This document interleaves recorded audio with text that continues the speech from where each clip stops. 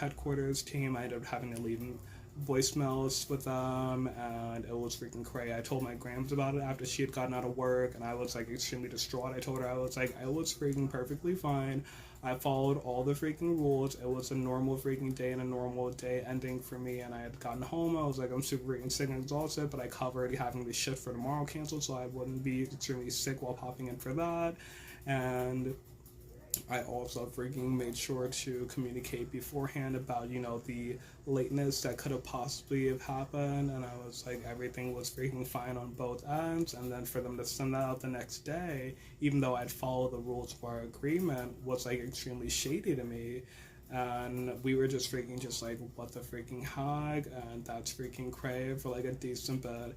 And then, alright, you guys, so we're gonna have to finish this up in like the next part. And then for you guys watching on YouTube, you guys might get like a different snippet, so we'll finish it up.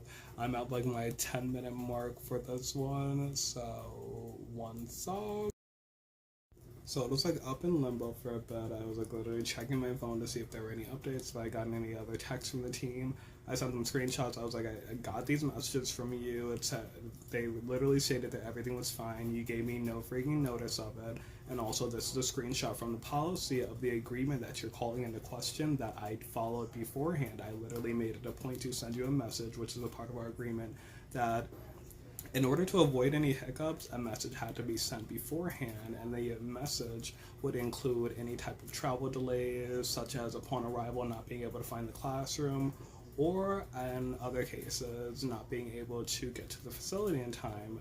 Note that the noted notice must include the error that's going on. It must be that prior warning. And I was like, I upheld my end of that bargain. You guys haven't upheld your end of that bargain because you're holding me liable for following the notice. And I was like, if that's going to be the freaking notion that you're following, you are at turn in fault for wrongful termination.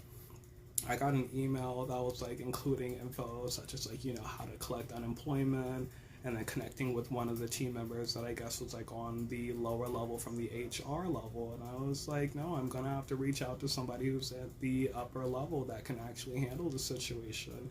Because if I reach out to another team member that's literally gonna be like, well, she said blah blah blah blah blah, then how am I gonna literally have this case examined? How am I gonna have my freaking job and my career freaking at the forefront of the conversation where we're talking about, my career as opposed to talking about a stance that you're going to take with your friend? And I was like, we have to have this set as a literal strict basis of company policy.